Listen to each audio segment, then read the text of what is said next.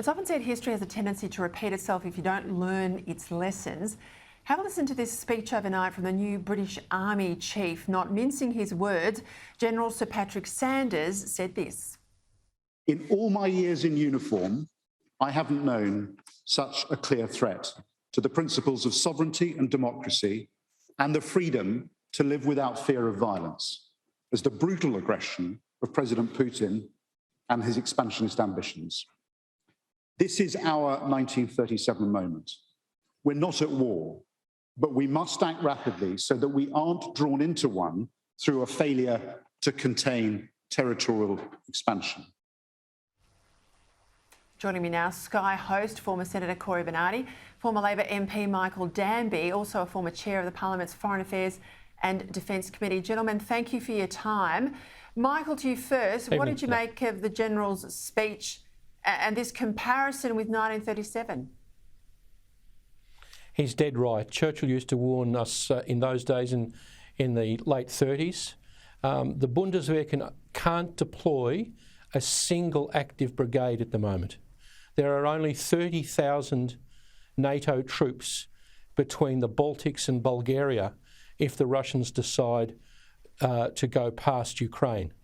There is the truth of the vulgar, obnoxious Trump, what he used to say to Europe, that they were bludgeoning off the American taxpayer, is so true.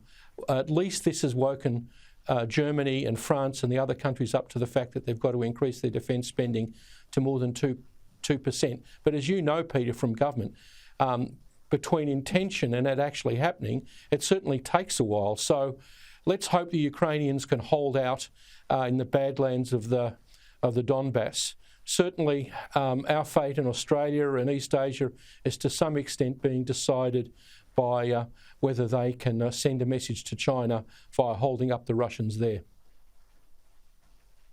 And they're meeting now in Madrid at NATO, Cory, all the players that have got the chance to tip it in Ukraine's favour. The West can't afford Ukraine to fail. Well, that's true, particularly America. America has a deep commitment to Ukraine. I think it's been a bit of a money laundry for them, for the political types over there. But quite frankly, Europe needs to stand up. It needs to be a bit stronger. And whilst I have different views about what Putin's ambition is, I understand that it is necessary for Europe to be a stronger force than it is currently. Donald Trump called it right. They are bludgers. They have not stood up for themselves, and now they're facing an existential crisis about whether they are going to be prepared to defend themselves should it be necessary, or continue to fight a proxy war in Ukraine. Right, here at home, there's an annual Lowy Institute International Affairs poll that comes out every year. And in it, it says Australians are feeling less safe than they were last year. Real concerns over the Russian invasion of Ukraine. Real concerns about Beijing's military build-up. Michael, it's interesting to see that COVID has fallen way down the list to about a number 11 or something, but they've got the first couple of issues right. Yes, the Chinese are remorseless. The third aircraft carrier is launched. The Chinese foreign minister said he's going to go to our South Pacific Forum of our South Pacific friends regardless of what they want. They don't give up, Peter. And I think Australians just keep our nerve and rearm. And President Xi's about to go to Hong Kong at 25 years on since Hong Kong was handed over.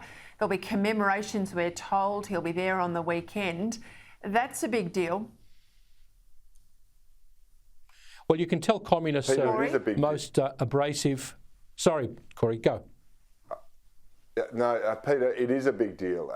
It's like a reclaiming of what we've all talked about for a very long time, for a powerful tyrant like President Xi to go into what was one of the bastions of democracy, of capitalism, and to say this is now ours, there's no other rule of law than what we're imposing, is really very symbolic. And I don't think it augurs well for those who worry about the expansionist plans of China, quite frankly, Peter. And it's not good for Taiwan either, Michael.